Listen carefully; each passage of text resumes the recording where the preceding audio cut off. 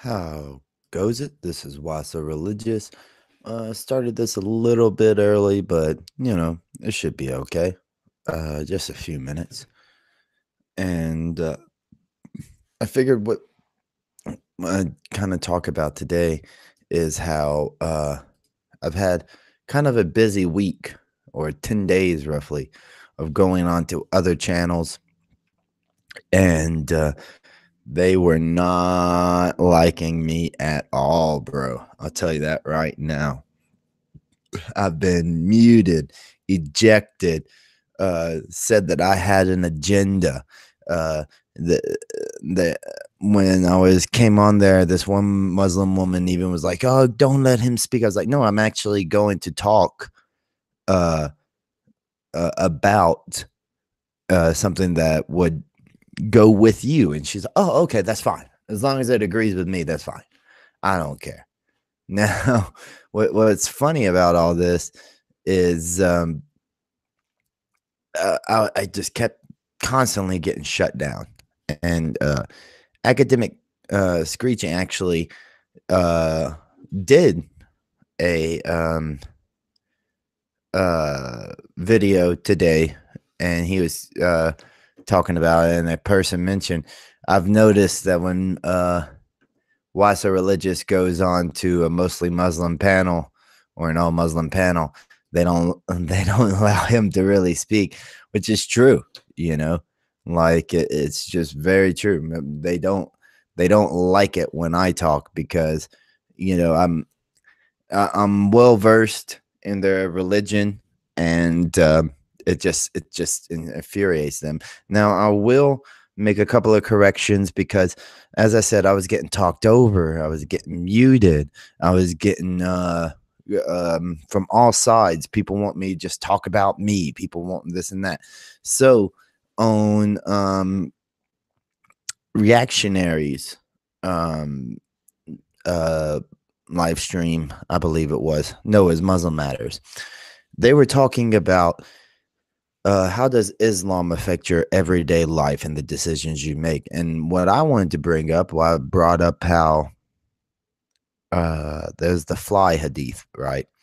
Where a fly lands in your drink and you have to dip it all because you don't know which one has the um, you don't know which one has the cure according to Muhammad, and which one has the disease, which wing.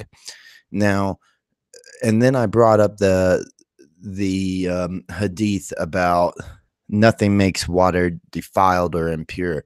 Now, I did misstate it, and that's because I was having to go back and forth against this whole panel of people muting me and this and that. So we'll just take a look at it right now so that everybody can see that even though I misstated it, I said that it was Bukhari, but it was still Sahih.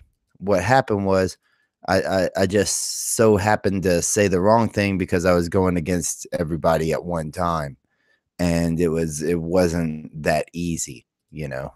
Well, once again, I'm having screen sharing problems. It's weird, but okay. So it's Sunnah Abi Dawood, right? It says, I've noticed that I've started saying right a lot because I've been like listening to more British Muslims and stuff like that. So they say right, right a whole lot, dude. So it's like impacting my speech. But okay. So narrated Abu Sa'id al-Khudri. I heard that the people asked the Prophet of Allah, water is brought for you from the well of Buddha. It is a well in which dead dogs, menstrual cloths, and excrement of people are thrown. So this is obviously the type of well that you want to drink from. Okay. The messenger of Allah replied, verily, water is pure and nothing is not defiled by anything. Okay. So that's the whole thing. And here he's talking about ablution, where you can wash your hands with it for ablution. And I even brought this up with reactionary. I said, so the Quran says, if you can't find water, find clean earth. Why would it be important to find clean earth if Muhammad is saying, no, dude, just use a well that has dead dogs and menstrual cloths in it? You know, that makes no sense. It's illogical for that concept. Allah states that you need water or you need clean earth. So, I don't understand that. Next, I had a Muslim tell me, oh, well, the things you're saying, if you were saying it to just normal people in the street or to me, you get slapped, right? And I said, wait, does Muhammad forbid slapping or allow slapping a person's face? And then a Muslim actually said, oh, he's got you there. And I don't like saying things like, oh, I destroyed you, I ruined you, I smoked you, because I think those are kind of like childish sayings. But I did say it because I did destroy his whole point right there. Now, if I could screen share, I would show you. I'm on Islam Q&A. They've changed their page platform.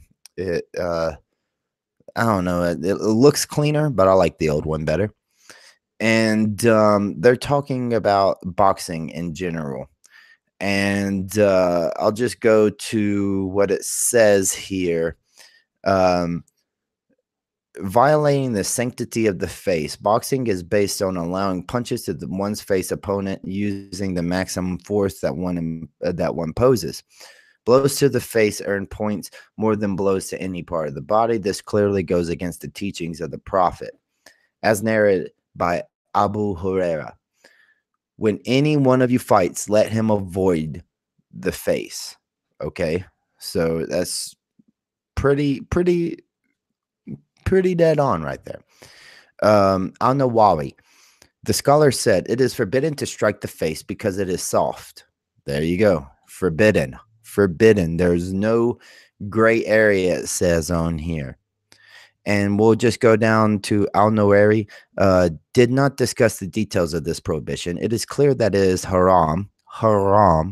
And this is supported by a hadith of Suwad ibn Makran al-Sahabi, that the Prophet saw a man slap a slave in the face, and he said, do you not know that the face is inviolate? Okay, you cannot violate it. So yes, there we go. Yes, hello, Cool. Good to see you on different live streams recently. Happy New Year. Happy New Year to you. Pull-ups, yes, I did get yours, and I was actually going to go over it here in just a little bit. Pull-up sent me a email based on like the personal revelations of Muhammad. Okay. And but before we get into that, I'll also speak about when I went on to Gin and Tonic show this past week, and Samir was on there. Let me finish, brother. Let me finish. Please. Let me finish. That guy. And I brought up what I think anybody could really admit is valid points. Okay. So he's trying to say that the hadiths, they're all revelation, and if they're sahih.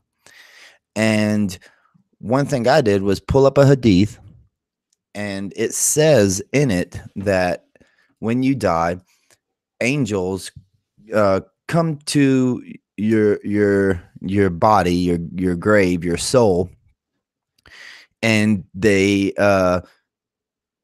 ask you, do you believe that Muhammad was a prophet? And if you say yes, then you're at peace. And if you say no, then they take your body. Okay. So they punish you. You get torment in the grave, I believe is the way that it's said. And let me just try to find this this verse that I had. Okay, there we go. So I asked him, though, you believe in torment in the grave? He's like, yes, because this is Sahih Hadith. It's true. You know, we believe this as Muslims. And so I mentioned to him, what about 39:42 of the Quran, where it says, Allah takes the souls at the time of their death, and those that do not die during their sleep. So according to the Quran, at night when you're asleep, Allah takes your soul from you. Okay. Now, this seems really ridiculous, but this is what they believe. And so I bring it up to him, how is it that your soul is being tormented in the grave, but Allah takes it from you? And he starts saying how it's not the soul that's getting tormented. And then I mention how if it's not the soul, it's the dead body, and dead bodies don't feel anything. And that there's even a story inside the Quran about a guy who asked Allah for proof about the day of resurrection. Allah kills him on the spot, waits about 100 years, resurrects him, and says, "Oh, look to your side. There's your drink and there's your donkey." You know, and then he resurrects those in front of him to show that Allah is capable of all. Now, this never got an answer. Rob said I was going in too deep, and that it didn't. They smash you with hammers, I think. But Rob was saying I went in too deep, but there was a premise there, okay? And it was to talk about hello, academic excretion. The premise was to talk about how they will believe things that contradict the Quran, okay? They'll just absolutely do it because it's Muhammad. And it actually made me started thinking, what if there's a hadith that pops up that has never been noticed, but it can be verified that it's X amount old and that it does trace back to Muhammad, okay? And it does say to kill believers disbelievers wherever you find them. It's very descriptive. But would that change their whole concept? Of course it would. It would make it where, yep, 49:15 of the Quran is an absolute phrase where it says nobody is a true Muslim until they have never disbelieved, and that they have fought in the cause of Allah. And then on Gin and Tonic, they started talking about this hadith where it says that women are less deficient. Are deficient in intelligence compared to men. And Samir, he tried to say, "Oh well, this isn't the norm. The norm is that men are smarter." He said, "The norm." Now, of course, there's exceptions. He said, "So no, wait, Muhammad here. He just said that this is all women. He didn't say that that there are exceptions. He didn't say that." And then I mentioned how in the West, where women are have more rights to actually go to school, they're getting accepted into colleges more. They're getting higher scores. They're getting better paying jobs when they get out than men are. So where does this fit in your narrative? Bam, I'm ejected and I'm blocked. You see, and Academic Screeching actually posted a video about me getting booted from Muslim Matters, as we were speaking of, and before he came in. And that's the thing. They know, they say that I have an agenda, but but the Quran says, aren't you supposed to ponder? Aren't you supposed to think? You know, so that's all I'm really doing. They call it an agenda. But when all I'm doing is saying, so you believe that water from a well that has dead dogs, excrement, and menstrual cloths thrown in it cannot be defiled, cannot be made impure. You call that an agenda. And why is that an agenda? That's supposed to make you think. And if you watch Reactionaries, Random Topics first video, and then Random Topics second video, I come on both of those, and notice how many times he says he'll have to look into it. And then even on the Muslim Matters ones, when I say, how about I pull up the hadith? He says, nope, don't do it right now. That's because they don't want to answer these things for themselves. They want to have somebody tell them what their response is supposed to be. Okay, that's the difference. And it's like a person commented on Academic Screeching's video saying, yeah, when What's So Religious is on other panels with Muslims, they kick them off. Well, that's true. They do. And they don't want somebody who's as well versed or even more who's even better at knowing their religion to come on there and bring it to them. They don't want that. They just want to have, I guess, what Tippy Bear called the Muslim circle jerk that one day. I asked Abu Tal about the hadith about the well of water, and he told me this is a miracle of the prophet. What's the miracle, though? It doesn't say that Muhammad made the water pure, right? It just said he says that water is pure and can't be defiled, so that can't be a miracle. That's a definitive statement. That's the difference. And you know, it's it's kind of disturbing how, if as Raspect would say, they can't hack the okay. Then he got busted again and goes with this. The hadith is weak because copy and paste along with an article. One of the Muslims on that panel even said he has more knowledge than most of us. I didn't get to hear that part, academic screeching, but I did hear on reactionaries when that Muslim said, if you were in the street and you're saying like this, then I think it was the one Random Topics, the second live stream, a new Muslim came on, and then the older one said, oh, if you were talking like this in the street to somebody, they slap you in the face. And at first I say, well, I know as an atheist that's wrong to abuse people.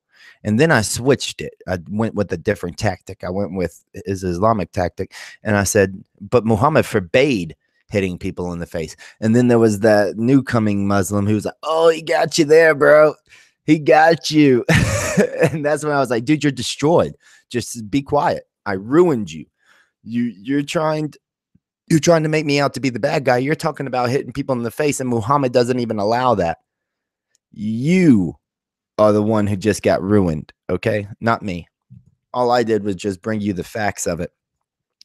And then, okay, on the second video, right, of reactionaries that I went on, this was funny. At first, they weren't even wanting me to talk, okay? This Muslim woman on there who is just a victim. Okay, she's just such a victim. Okay, she's like, don't even let him on. There's no. I said, hey, I'm actually going to bring up a point. I'm not here to debate. I'm bringing up a point that would actually coincide with yours. And she's like, oh, okay, then let him speak. He's going to agree with me. I'm okay with that. There's no problem with agreeing with me. So I mentioned how in the Quran, according to the Quran, up until Jesus and then Muhammad, Mary was the most pious person, and that's the reason she was bestowed Jesus. And they tend to agree with that. And then I said there is a problem inside of Islam about men thinking that women cannot be as pious as men. And she starts saying, no, that's not true. And the only reason that women don't lead the prayer, the rakas, is because culturally or historically this. I said, no. The person who's the imam is supposed to be among the more pious and learned people, right? And she's like, no, that's not true. Reactionary, correct him. And reactionary says, well, I'm pretty sure that the ruling is okay, academic, we'll see you in a little bit. He's reactionary says, I'm pretty sure that the ruling is whoever knows the Quran most, and then whoever has been performed Hajj. I said, so yes, piety, right? He's like, well, yeah, it's a form of piety. So it's kind of funny, dude, just how, I'm doing so well against these people, and they are trying to eject me without saying a word. Got people who don't even run the channel muting me. I've had this occur on even Kalam's channel on Titans TV. People just start muting me. It's kind of funny. So And then I got into with reactionary. He was talking about Islamophobia, and I was saying, because he said something along the lines of uh, knowing the Arabic. Yeah, I know the Arabic. And I was like, well, why did you say it like that? He's like, oh, I don't even know why. Let me think about that. And I said, here's the thing: Arabic has been left in behind, right, by most languages. It's not evolving.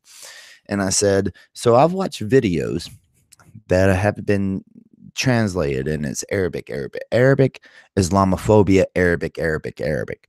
So is there a word for Islamophobia in Arabic? He's like, that's a good question. I haven't even thought of that, you know? And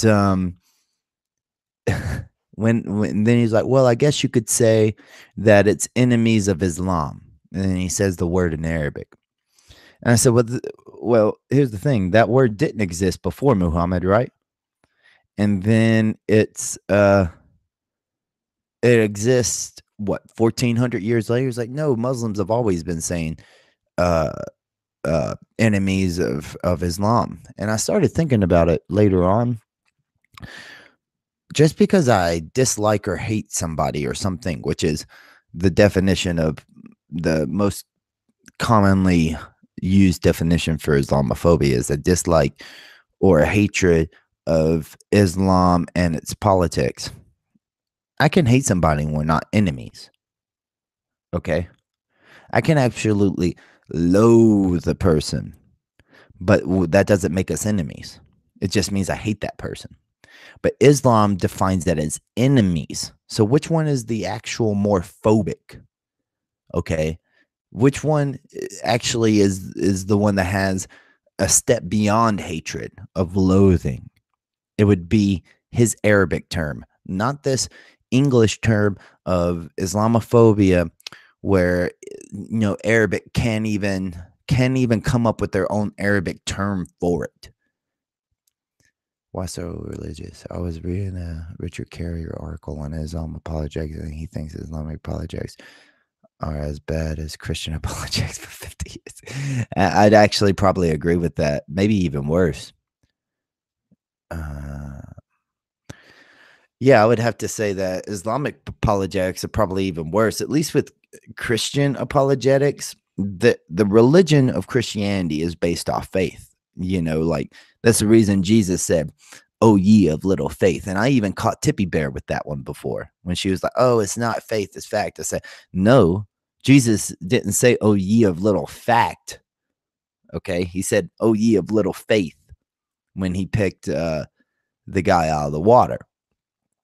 But Islam is based off it all having to be fact, all having to be true. 3:7 of the Quran says only the people who look for the metaphorical reasonings, the allegorical reasonings, are the ones, the deviants, right? The ones who are trying to cause problems, and that the real Muslims believe in it all. So that's the difference. At least with Christian apologetics, they can appeal to the faith factor.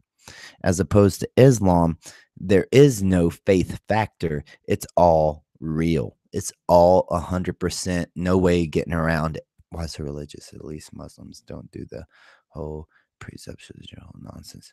No, I agree. They don't really do that.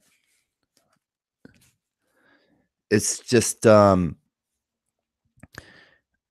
but the thing with the Muslims is, and you can see it go to after this, go to Reactionary's second random topics video where they have that female on there, and she's saying that she needs a safe space, right, for Muslims. You have your own countries. She's from Morocco. I don't think she lives there anymore, but that was that you know I think it was Morocco, Somalia maybe. But you had a Muslim country, right? That, yeah, it doesn't get much more safe space than a Muslim country for Muslims, allegedly, even though for some reason Muslims are having to flee Muslim countries. Doesn't really make sense. But so she's talking, right? And she's just victimized.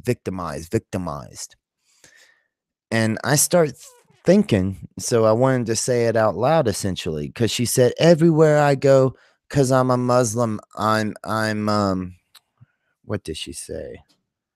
Uh defiled? No, no, defamed, something like that. Like she's always looked down upon because she's a Muslim. And I said, wait, wait, wait. So out of Saudi Arabia, 13 other Muslim countries, if I'm a non-Muslim, then I'm the person who gets looked down upon and I get treated. And even a Muslim on the panel was like, he's right. You know, he goes, said in Saudi Arabia, if I spoke out saying that I'm an atheist, I'll get labeled a terrorist and beheaded. Okay. But you can do that in a Western country. It wasn't discriminated against, but that's what she was alluding to.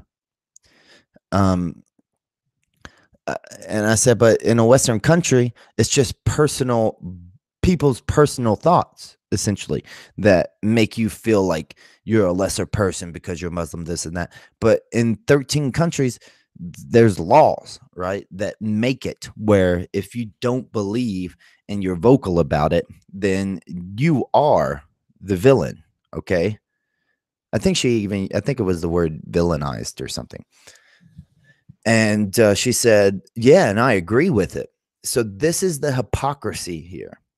She wants this concept that she can go anywhere and not be discriminated, villainized, but inside of her own religious countries, the rules don't apply. And I even said to her, you're not using a double-sided coin. You're using a double-sided coin. You're not using a coin with two opposite sides. Okay. You're just flipping it up in the air and saying, both ways comes out the way I choose. Yeah. Vilified. Might have been vilified. I think that was it. And that just shows you, you know, they don't.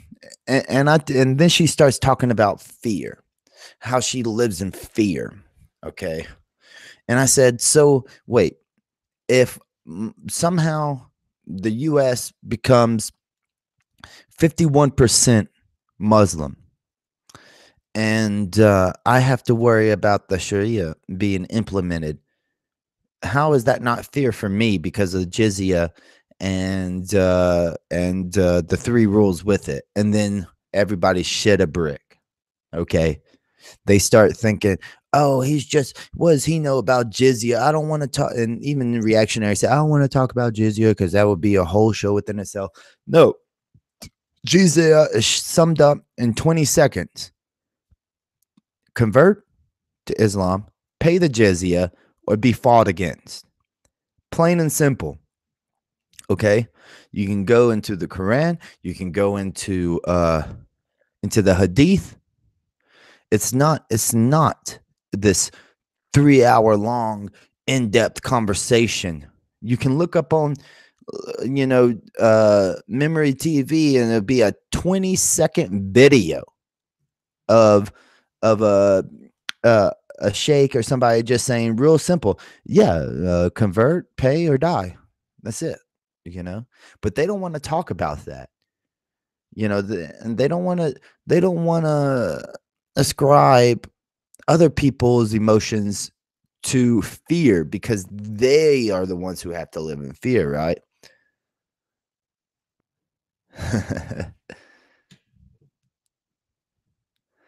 I really enjoy it when you join those Muslim echo chambers. Well, I appreciate academic screeching. And yeah, go ahead and clip them, dude. There's a couple of really good ones. Like I said about that one Muslim telling me that people slap me in the face, and then I bring up the Muhammad outlawed it, and then there was another Muslim who said, "Oh, he's got you. That's Sahi. That's Sahi."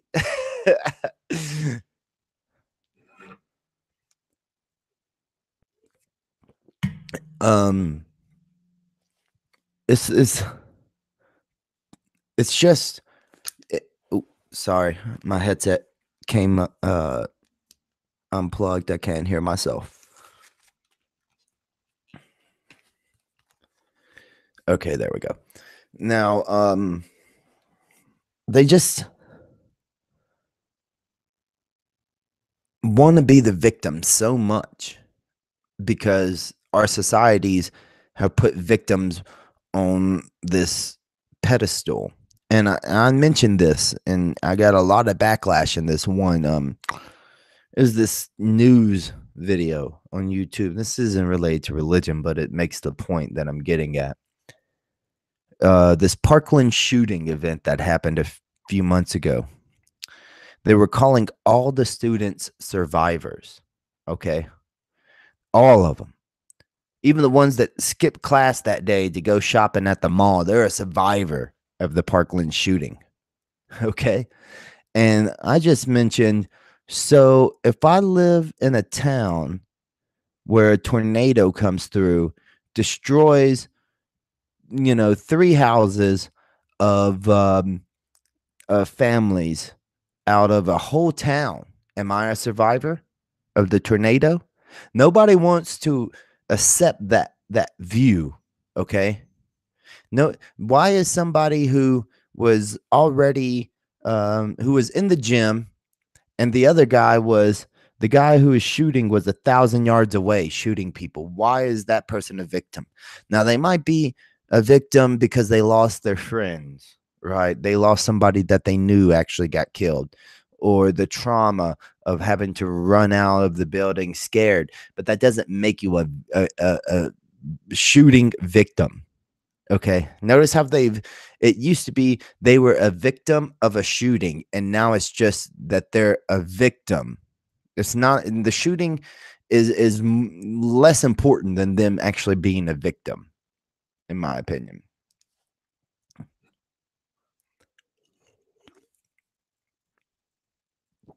And that's what these Muslims are trying to do. Okay.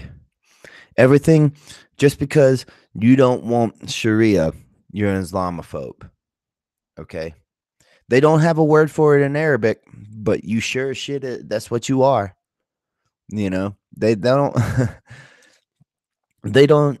And I told them this too on one of those things. If you're watching the videos academic and you want to pull this one, you want to clip it. I said, you notice it's not that you're Christian phobes, right? You're not Jewish phobes, you're not atheist phobes, but everybody else is Islamophobes. It's kind of one-sided, isn't it?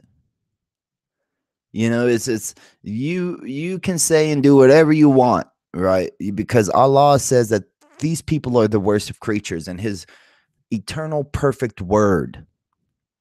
So that means you can say it. And it's not discrimination, it's not bigotry, it's not any of that. But when somebody speaks up and says, well, I disagree with uh with Islam's concept of marriage. Let's just put it that way.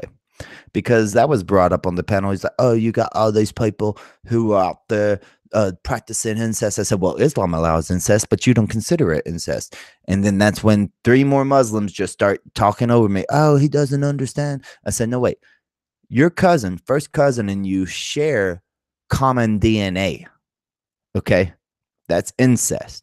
Common DNA is incest.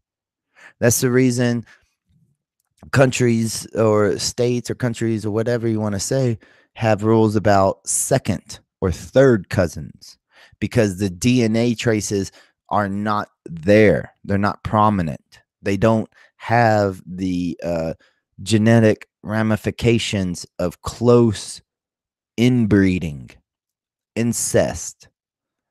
That's the big difference. But they won't, and that was my whole point, was you don't see it like that.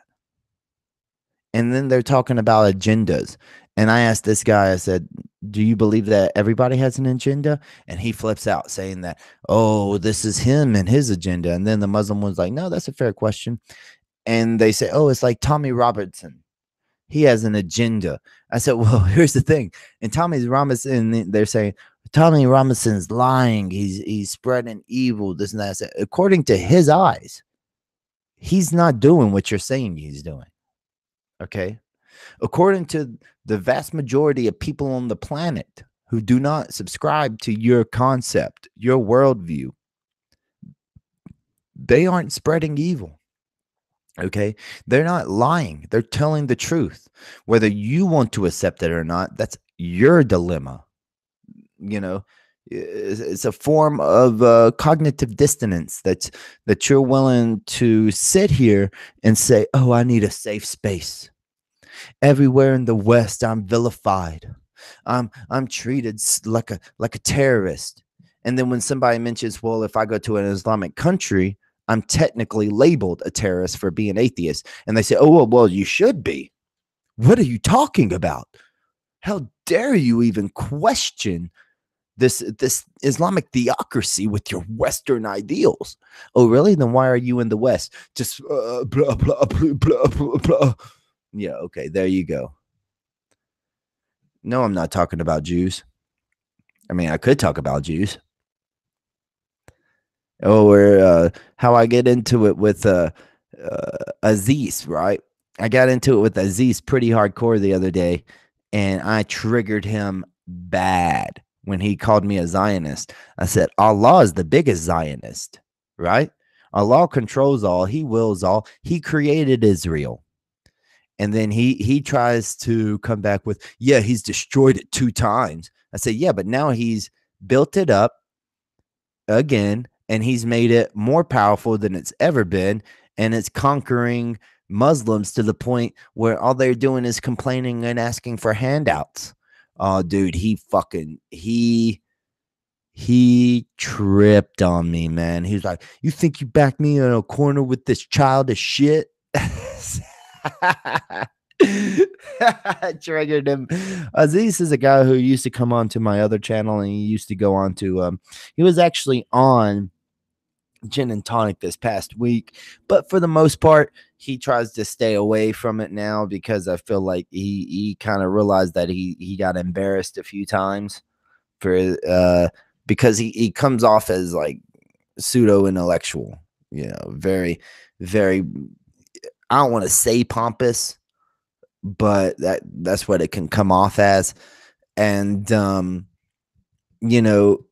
do anything. Like the other day I mentioned, well, you're not a real Muslim.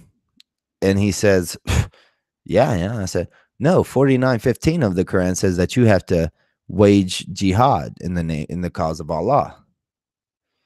And so he says, what's wrong with jihad? I said, oh, so there's nothing wrong with killing. He's like, you're saying murdering. I said, no, I said killing. Okay. Now there might be a difference, and it's very subtle, but jihad. And I said, what is the cause of jihad? Cause of Allah for jihad. Okay. It's not sitting in your house praying, worrying about the Sharia, right? Not worrying about the temptations of pork and alcohol, cigarettes, and all that. What it is fighting in the name of jihad for the cause of Allah. Yes, I'm an atheist. Yes, to answer your question. Aziz is a decent kid, man, but he's not. If you just read some of the stuff that's in our chats, right? Like in our Facebook hangouts, it's ridiculous. He gets cornered, and I triggered him so hard by just saying that Allah was the biggest Zionist. I hadn't seen him this triggered, bro. But I loved it.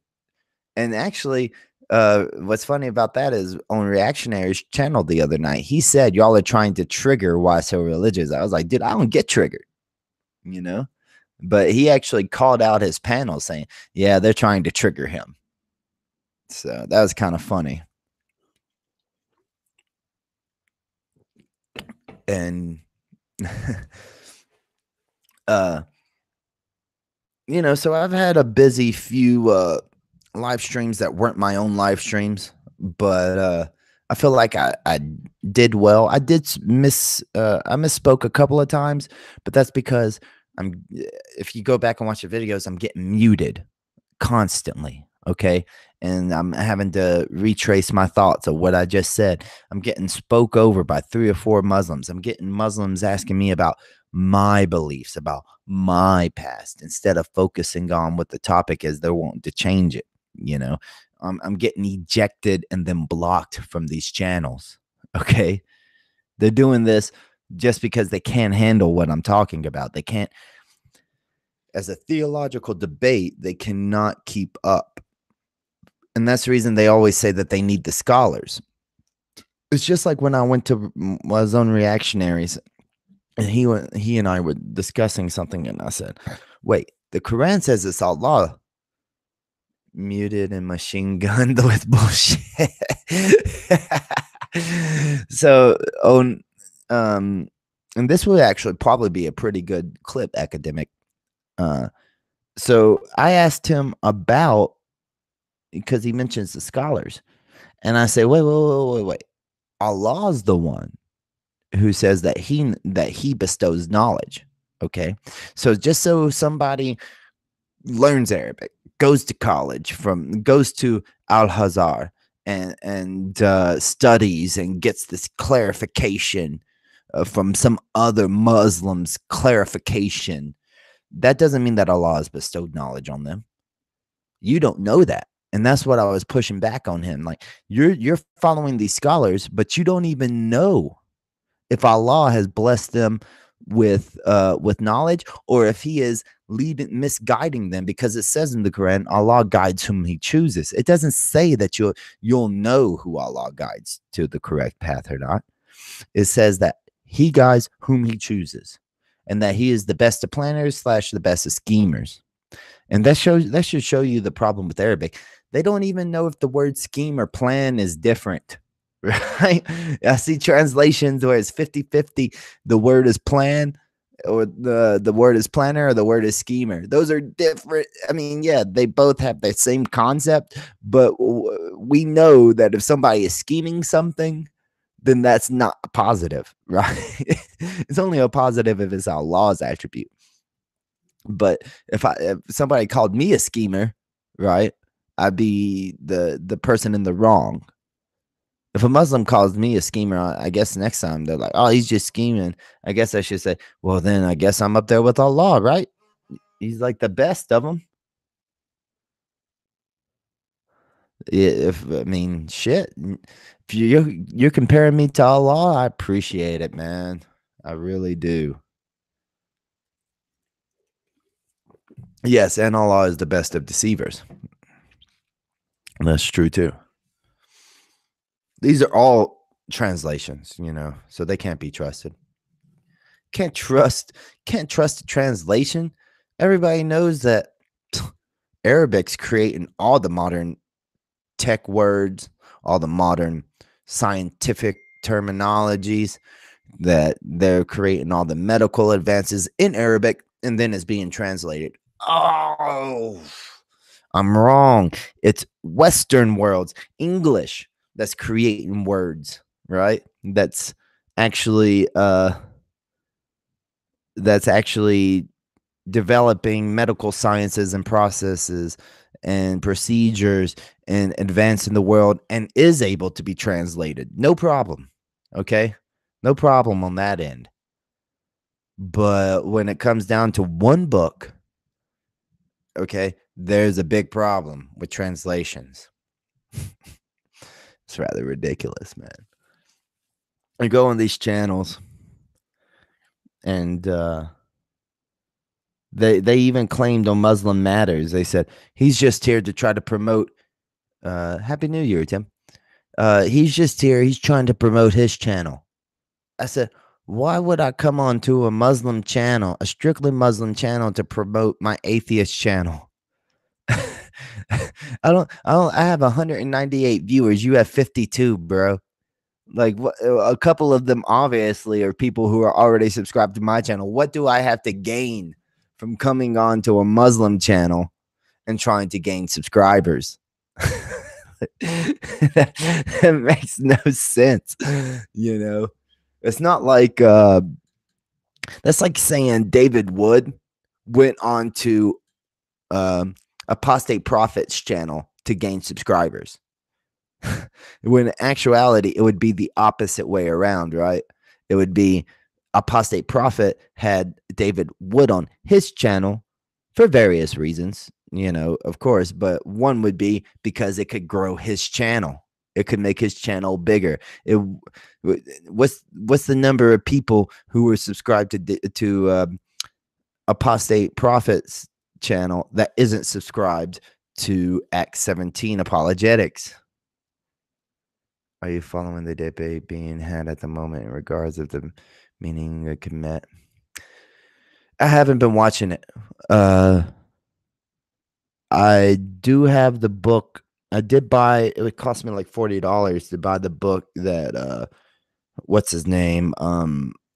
Kamal tried to cite, even though he couldn't cite it in the question that I asked, which was, what would you know about Kemet religion without the Rosetta Stone? Now, he pointed to this book that gave people who allegedly knew how to decipher it, but none of those books still exist, right? That's what I'm still reading for. I'm going to read that whole book so I can see if they say that, oh, well, here's the definitive proof of a book that existed before the Rosetta Stone was discovered, and it shows how to decipher. But I haven't found that yet, okay? And that's what I asked for. I asked what you would know, Kalam. So I think, you know, Kalam has fallen into this concept where he has so much belief that he's right that he'll neglect what people say and how they push him. He'll just act like as soon as somebody tries to push back on him, he has all the information, you know. It needs to be a middle ground. It needs to be like, listen to the question. If you don't have an answer for it, admit that you don't. But don't give a book citing people from the 1100s whose writings still don't exist to this day, that we have no proof exists to this day. Okay. And then say, oh, that's how I would have known about it. No, you wouldn't have, because you don't have that book. You have a book telling you about a person who allegedly wrote a book that no longer exists anymore. And you're saying that's how you would know. So it doesn't make sense. It's illogical. Kalam, he's a smart guy. I'm not saying that he's not, but without a doubt, he gets very defensive about his own beliefs. And if you push him on his own beliefs, like you saw how he reacted when I talked about 65:4 of the Quran and child marriage. He has a very strong belief that he doesn't believe that that the Quran or the Sunnah, the Hadith, propagate an authentic concept of child marriage. But yet I showed him that the verse allows for child marriage, and then I showed him, and he put it on screen as he read it. He skipped over a part and then claimed that I was reading the parentheses words, and he says that's not the Arabic. I say I didn't read the parentheses word. Anybody who watches my channel knows that I never read the parentheses. I never read parentheses inside a text. I would never do that. I think it's dishonest. It's disingenuous, because that's not, I know personally that it's not there. So I'm not going to present that to my audience. I'll present it on screen, but I'm not going to read it. And as you just wrote right there, yes, he's intellectually dishonest sometimes. Not all the time, but when it comes to what he believes, then he's willing to negate and push out any concept that differs from it and reject it wholeheartedly, as they say. Some of these Muslims act like the Quran is encrypted with some amazing mysterious knowledge. Even if you decrypt it, it's still absolutely stupid. They fear how exact your memory recall is of their own religion. As soon as Kalam said, I can't prove or substantiate my beliefs, and I don't need to, I tuned out. Actually, pull-ups, that's a very valid point. I mean, I didn't watch that show. You know, and here's the thing.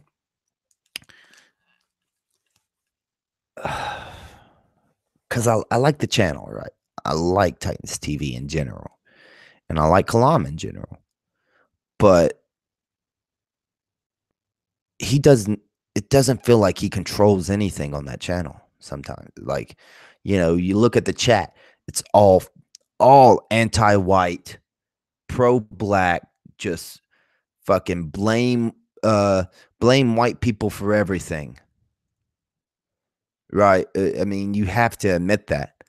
And he has more and more of these people who all they do is blame white people. Okay? And he never pushes it really. He never tells them, "Hey, if you really think everything is a white person's fault, then how come uh you know the Congo's been a mess for fucking 60, 70 years? Oh, it's white people. Okay, explain it." Yeah, I think most atheists that follow his channel share the same frustrations. Yeah, it's now I don't think Kalam necessarily pushes this black agenda, but he with a Kemet religion. Yeah, I agree. Why so religious? I'm not trying to sound snobby or uppity, but some of his panelists are so low class and gangsterish. Yeah, but they ain't real gangsters, bro. Ain't nobody there's a handful of real gangsters inside of England, you know. You wouldn't know it's real gangster. Real gangster is when you can buy a gun legally, have that right taken away from you, and then you buy a gun illegally. That's gangster, bro. These fucking British people. And look, I know some of y'all are British and shit, but the fact is, y'all are not gangster. you know, I mean, that was kind of the whole Ali G joke, right? Was that British people are not gangster. They're not. They're not like like, let's say, America's gangsters. But they love to think that they are. And that's not trying to push against y'all. I'm sorry, but I'm just saying it's just not. Y'all have okay. I'll put it this way: y'all have a stabbing problem in England, in London, right? Well, in America, we shoot people, okay? And when we stab them, that's not to kill them, right? That's just to like make a statement. Shooting people is definitive, okay? And they think that stabbing people in the stomach is gangsta. No, in America, that's a statement. Young Buck, a former rapper, stabbed a guy on the red carpet with hundreds of cameras on just to make a statement like, "Don't fuck with my nigga." Right? That's like what he's saying right there. It's not it's not that wasn't him being gangster. That was him making a statement. That's the difference. Okay. Um, do you don't you think debunking moolies and blacks is low hanging fruit? I don't understand what you just asked there, sis. I don't get that. Don't you think debunking moolies and blacks is low hanging fruit? I don't think it's low hanging fruit. Okay. You know, it's impossible to debunk somebody if they think everything's based off race. If they think that every problem that they have as a community and a culture is based off of another race, then you're never going to be able to debunk that. Because in their beliefs, in their eyes, all they see is people's race. They don't see statistics of how they're affecting each other.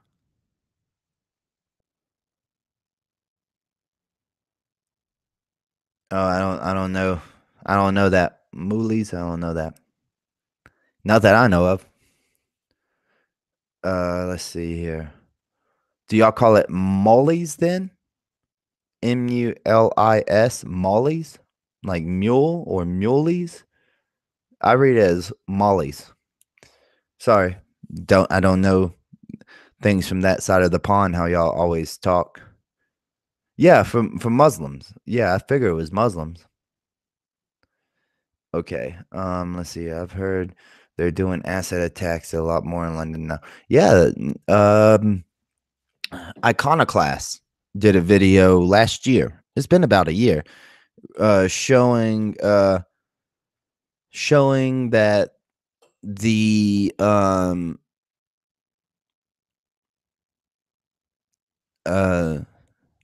the I'm sorry, I went off track reading the comments as I was talking.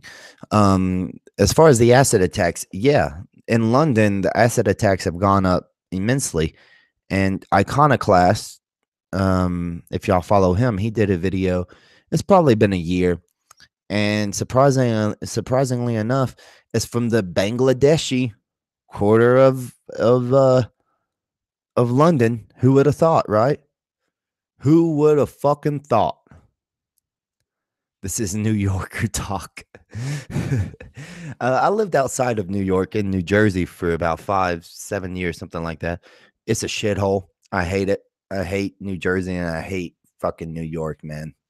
And I hate this gangster lifestyle, but just trying to do, as they would say, real talk, trying to keep it 100, you know. Y'all aren't gangsta. How if okay, y'all take y'all's hardest gangsters from London and bring them over here and put them into South Chicago, and we'll see how gangster they are, bro. Yeah, you know what I mean? Like we'll see.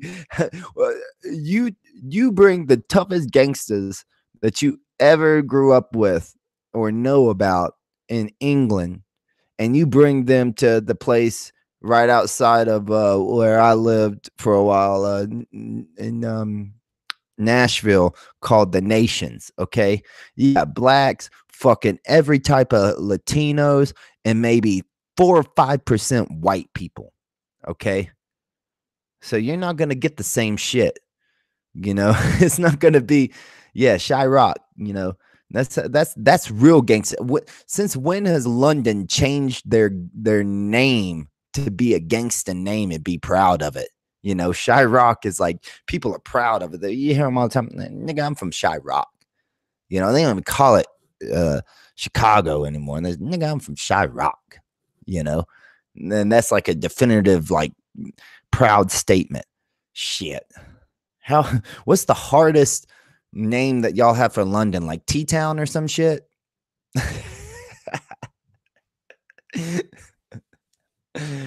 I think the top 1% could hold their own, but odds they won't beat Black Gangs. The top 1%. Okay.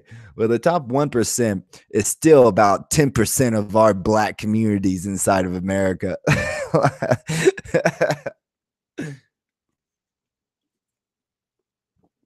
A Bronx Tale. That was one of my favorite movies growing up, man. I'd watch it anytime it came on. I loved that movie, man. You say it makes you a G. That's hilarious, bro. And that just shows, Tim, you don't understand. It's OG. Okay, it's not a G, it's an OG. Just saying, man.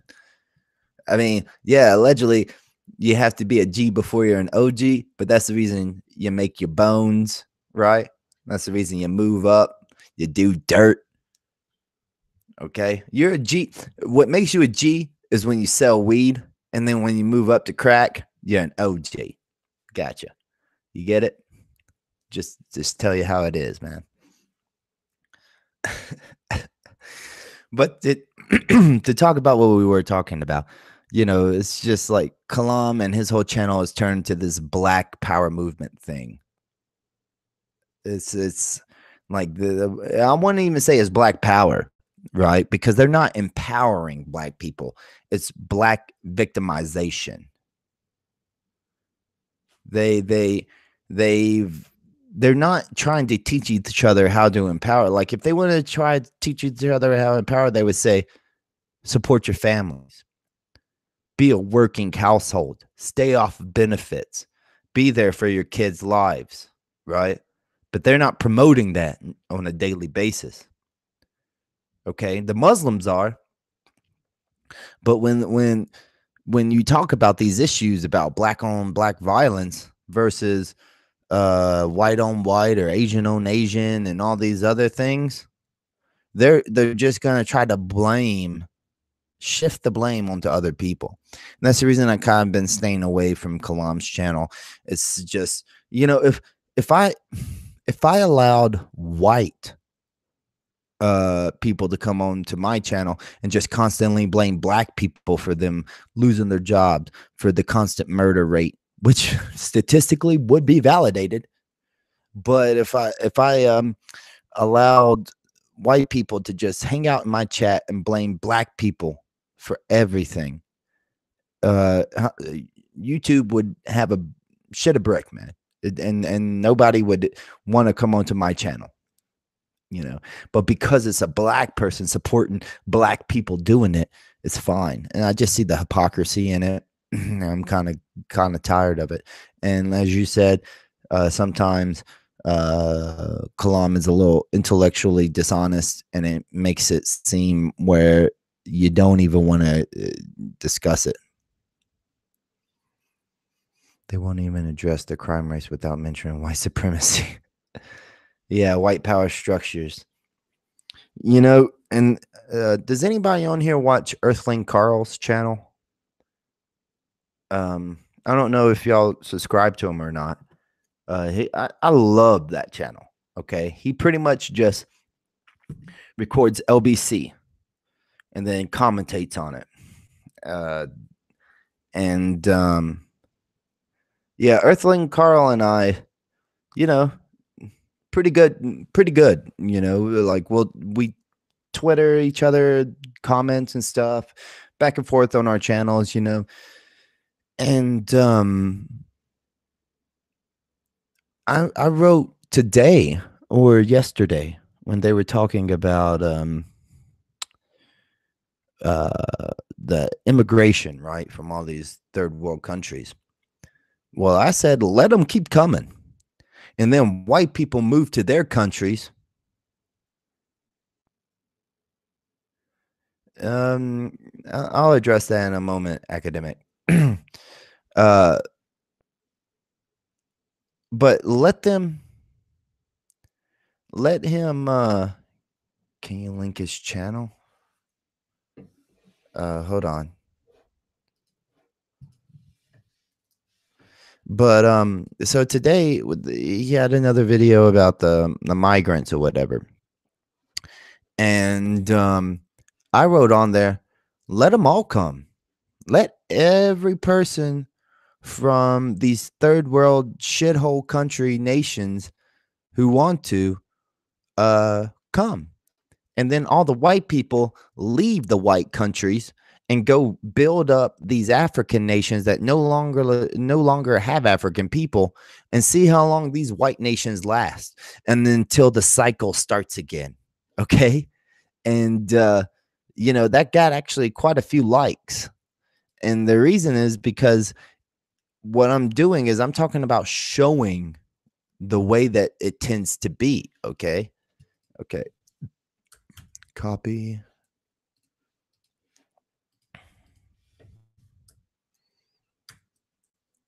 Okay, there's Earthlings and Carl's channel. Oh yeah, I forgot. I don't. Okay. So what I'm saying is, yeah, just let them keep moving. Let the whole population of Africa move into Europe, and then all the white people move to Africa, build up the African nations, and see the decline of European nations, and see if it's about white structure, white supremacy. We're going to Wakanda, baby. Okay, academic Screechin, you say that he's an ethno-nationalist.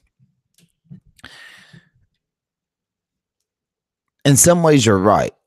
Okay, but he's not ethno-nationalist where he's saying that we have to eradicate the people who are already inside of Europe or England, or in England, and force them out. He's just saying take in no more, because he believes in white genocide. He believes that white people are being replaced by globalists, so that the population of the world will be less white. That's what he believes. And I have to say, it looks like that, doesn't it? Doesn't it look like the whole point of, and he brings up valid points sometimes about how it's always great for diversity when it's a white person taking in a child. I mean, taking uh, African or a brown, as he puts it, but Middle Eastern person, and then but it's never talked about that it's a good thing when it's the Chinese people. He's mentioned that before. Nobody ever talks about how the Chinese people have to take in more black people and start and start mixed racing. He never, and that it's a valid point. You know, and and one thing he likes to do is point out the concept of how in what most people would call ethno states, there's less crime, right? Less murder, less poverty. You look at Japan, he points out Japan, he points out China.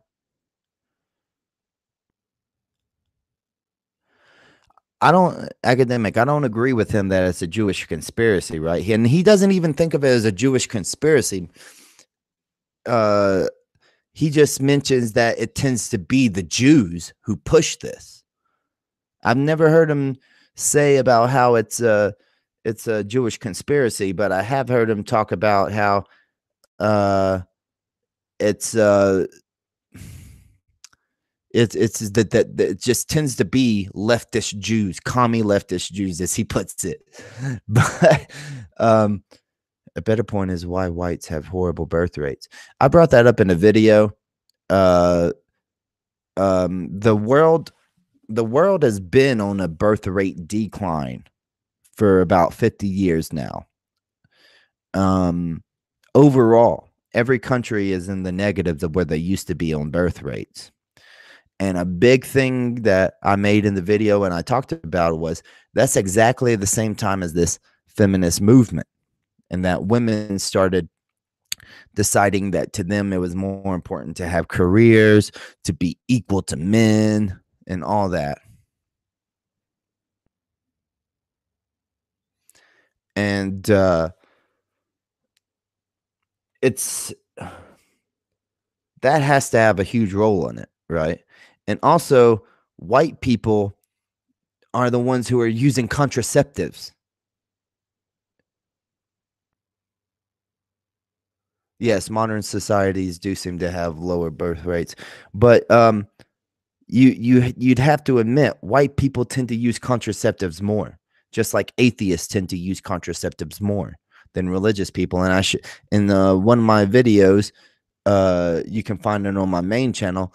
I showed the statistics of it, of religious people and non-religious people by comparison of using contraceptives or waiting to have children. Okay.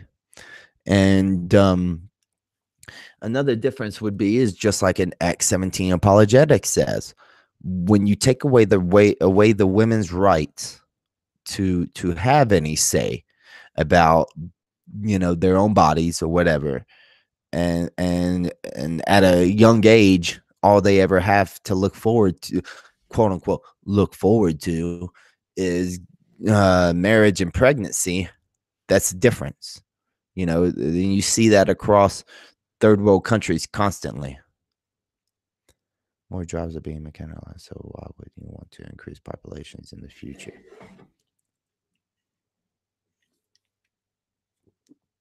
Less of a need to have multiple offspring because we don't have the same risk we used to. That's true too. But just to close off on that Earthling Carl thing, he just believes that it's white genocide.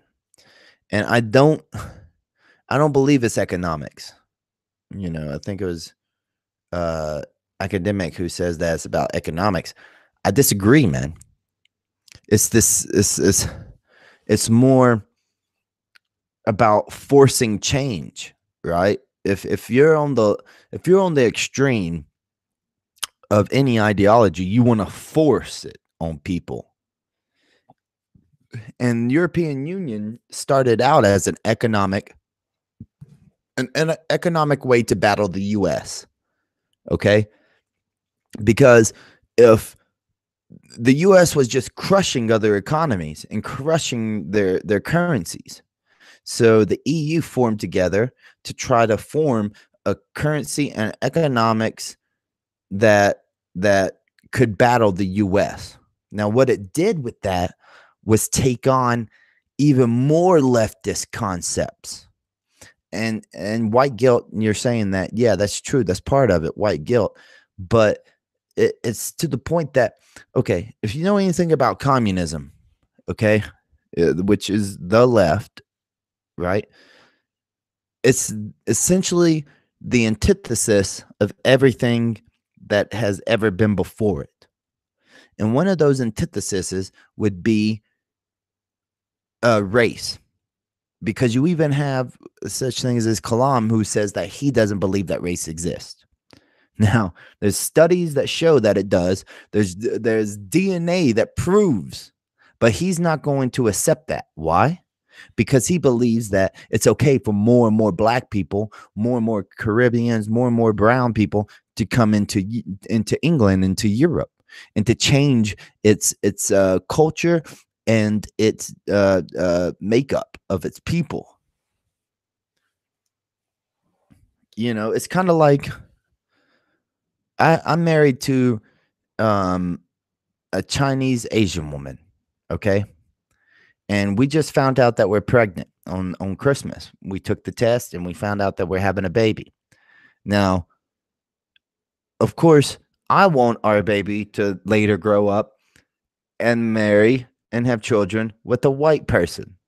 My wife wants them to grow up, marry, and have babies with an Asian person. Right? That's because that's just the way that we view it. Now, of course, it could be any race, Indian, black, it could be brown, fucking I don't care. Eskimo, I don't care. But of course I'm gonna have a preference. I'm gonna be like, oh, I wish our baby had like a baby with a white person that was a little bit more white. You know, because right now our child is going to be half white, half Asian, and then that would mean that the next child would be 75% white. So it's working back. It's working back. Claims to be British and pushes British values at speakers' corners. I don't think Kalam falls into that bracket. All right. You don't think that Kalam falls into that black bracket, but he follows a religion and chooses to call it by black land. Kemet, right? Land of the blacks, black land. So, I don't know. Thank you, y'all, for saying congratulations. But do you get what I mean by that? Like, of course, I'm going to be like, oh, she has a white husband. That's awesome. Same way I'm going to say she has a black husband. That's awesome. You know, they love each other. That's great. But of course, part of me is going to be like, I married an Asian woman. You know, you're half Asian, so you can go back to marrying a white person. It's okay. It'll be fine. That's just how it is. And that's race right there. You can't deny it. Kalam, or black people in general, they want their children to have black kids. Yes, it is contradictory in a way. You know, Asians want Asian kids. Black kids want black kids. White kids want white kids. Blah, blah, blah, blah, blah. You know, it's just the way it is until and then their child comes home with somebody of a different race and they say, oh, I just hope that they love them and treat them well. I hope they work hard and that they do what they can to make them happy. And after that, it doesn't matter. But of course, at the beginning of it, everybody wants children that looks like them, and they want their grandchildren to look like them, right? I mean, that has to be true. Nobody ever says, you know, I married a white woman and I'm white. I hope our baby turns out Eskimo. I really hope it. I don't know how it will work, but As long as we get like a quarter Eskimo, quarter Samoan, and half black baby, I'll be happy. Nobody ever says that. And it's illogical. It makes no sense.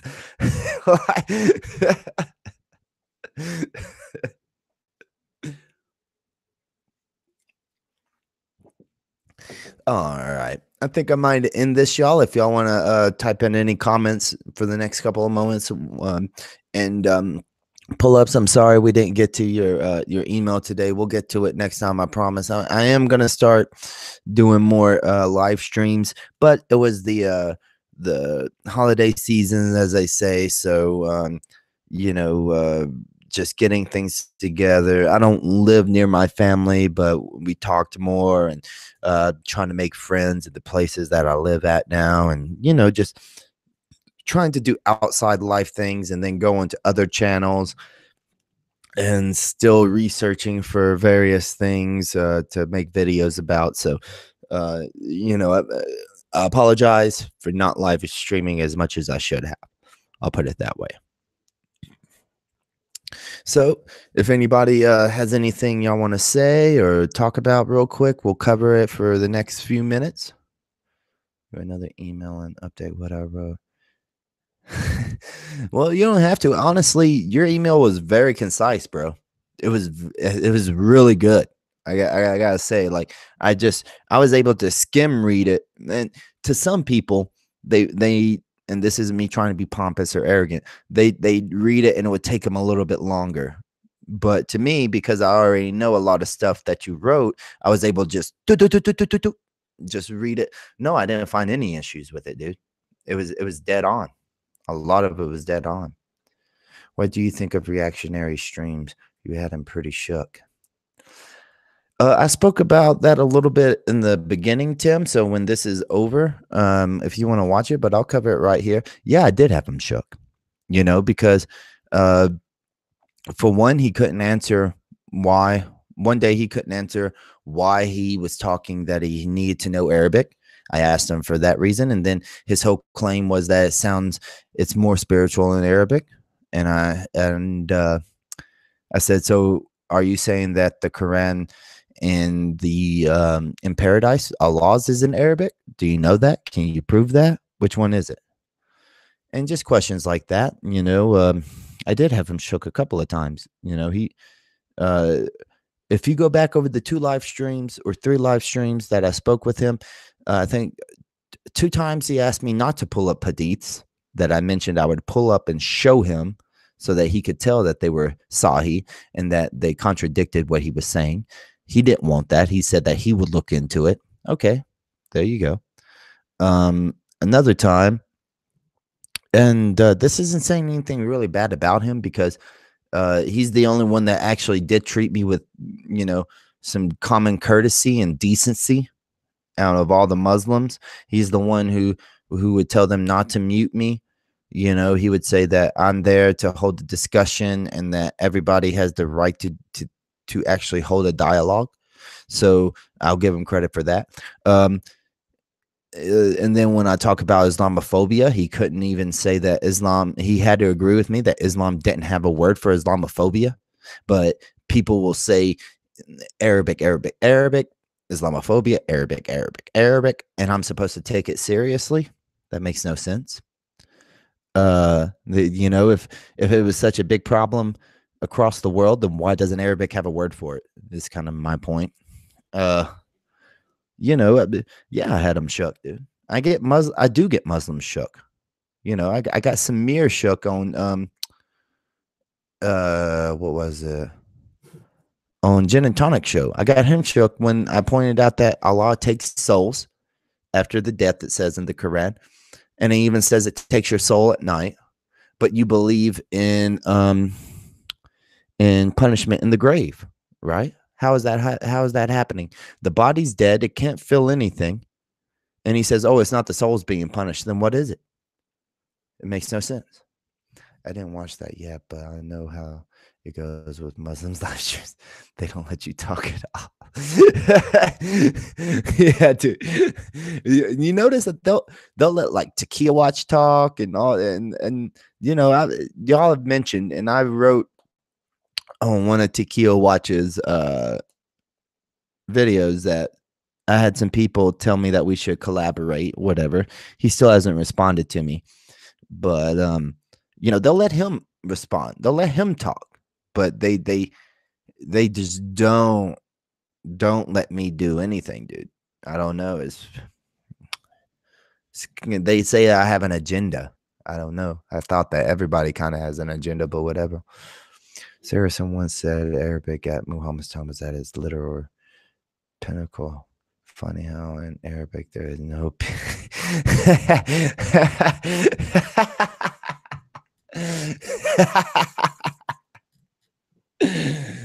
So, if Arabic was at its pinnacle in Muhammad's time, and this is actually, I brought this up before.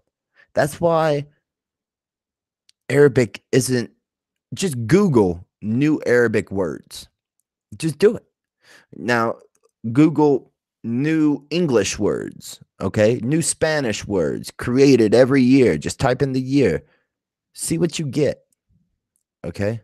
Because the reason that Arabic doesn't want to expand and doesn't want to create new words, and why it's hesitant to, is because then that would mean that when they're expanding upon definitions in the Quran to keep up with modern day sciences and stuff like that, it would negate the Quran's words.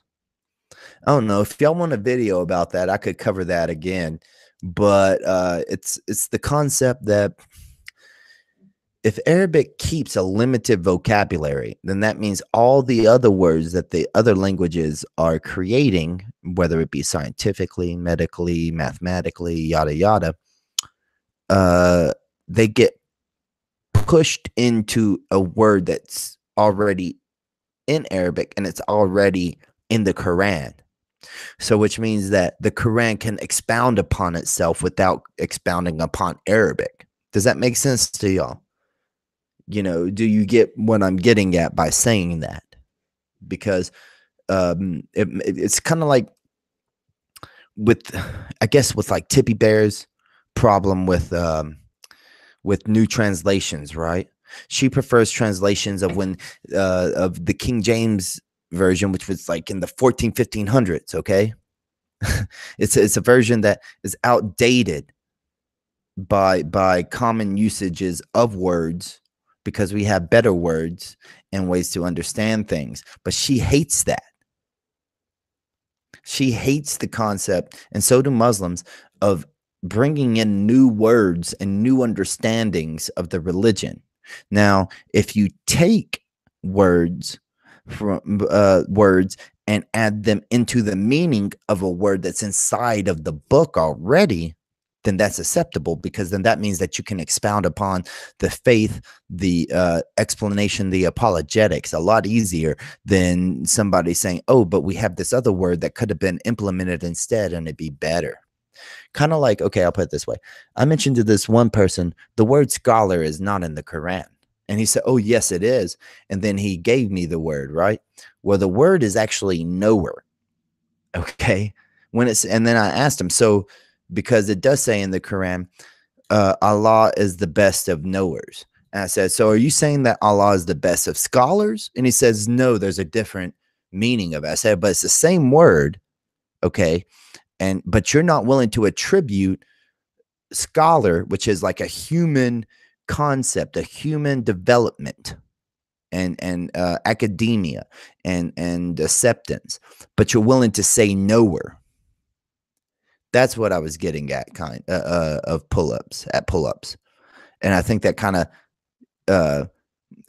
kind of relates it a lot better to what the point was I was trying to get at, which is they'll call Allah a knower, and they'll use the same word for knower as scholar, but they refuse to use the word scholar to develop into side of Allah.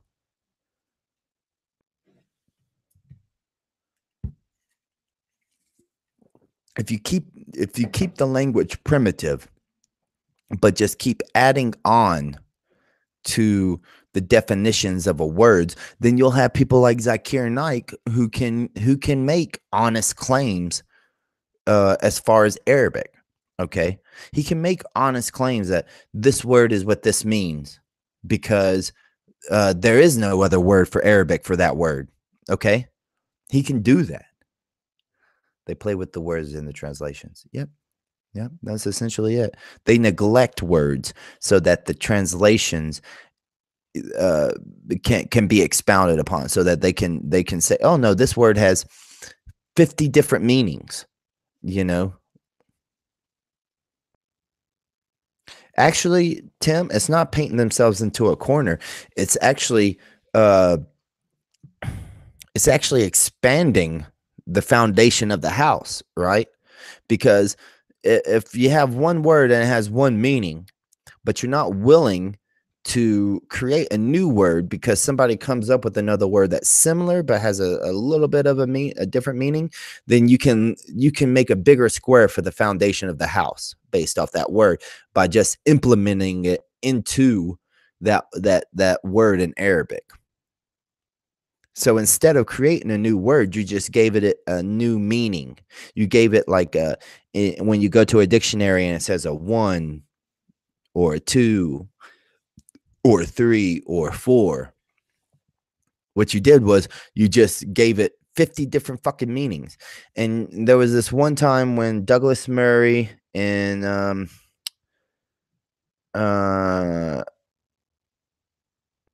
that Ali woman, the Somali woman who went to New Zealand, they were debating an American woman and they were debating Majid Nawaz. And that was kind of the point of one of the points in that debate. These actually accurate, unapologetic translations to Quran called the genuine Quran by an Arab Christian. Some might say is biased, but he's just translated the ugliest. Well, if it's a direct translation, it's very broken. You know, even Aziz one time was talking about how he decided to do a direct translation, and there's no, because they don't really have it's a triliteral language and they don't really have articles at the time, you know, a and they didn't really use those. It's kind of like how you get the translations now and it says Allah prays for Muhammad, when really it says Allah prays on Muhammad. So that's the thing, like the language, it's just ridiculous to me that people believe that a God decided so many years ago, when language was so much more primitive, to reveal himself. And I still don't believe that to this very day that language would be sufficient enough to describe what it is that a God would want to say. You know, it's just humans are having to develop words daily to try to better describe their environment, their consciousness, their experiences. But allegedly 1400 years ago, Allah just comes up and he's like, here you go. This is the perfect way to understand it for all humans. To me, that's ridiculous. It makes no sense. But that's the thing, you know, it's not up to me to make sense of it. Allegedly to the religion, it's up to Allah to make sense of it for me. And it's makes me actually, I was thinking you know, I kind of wish that and this is the first time I kind of really ever said this, but I kind of wish that I had like a bigger channel, because somebody mentioned that I said something that was a good t-shirt, which was Allah chose me not to be guided. I just wish I had like a bigger channel, not to make money off of the shirt, because I probably would just donate it, but just to make the shirt so that people would buy it, and then that I could see, you know, this Allah chose me not to be guided, like wearing the t-shirt. I think that'd be hilarious, dude. It still makes me laugh just thinking of it, like how many little phrases I possibly have said before. that could be considered like t-shirt t-shirt worthy, I guess you would say, or some shit like that. All right, there we go. Sorry, y'all. I did something on a little private thing right there. Okay. Look up the generous Quran. Hold on.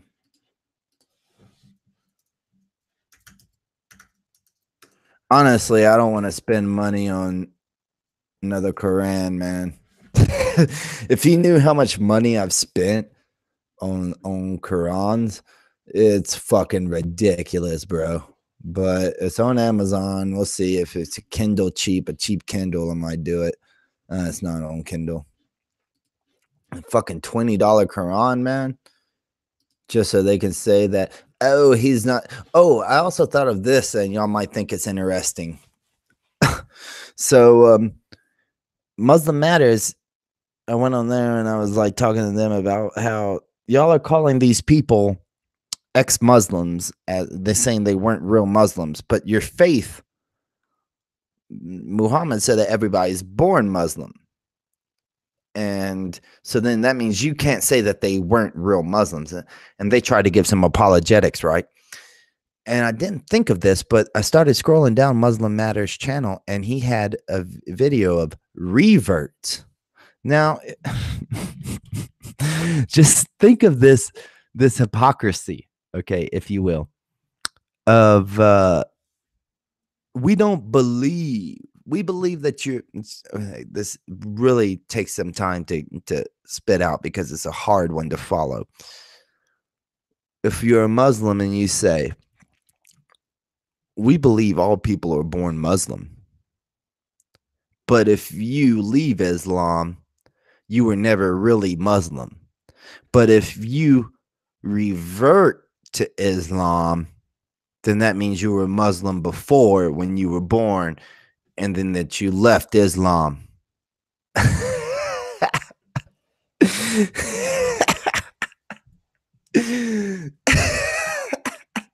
Is that funny to anyone other than me, though? Like, to me, that's just fucking hilarious. The mental gymnastics that it takes to think of that type of shit, dude.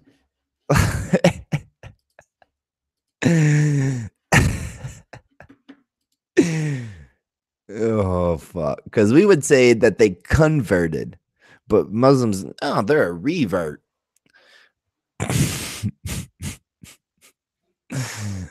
All right, y'all. Well, let's see here. It's been an hour and 30, hour 40 minutes. So I'll probably stop this live stream. I hope y'all have fun. I hope y'all felt like we covered a few topics or whatever. This one was just a loose hanging, nothing too serious, just talking about it and stuff like that. So, all right, y'all. I appreciate you watching. We'll see you here next time.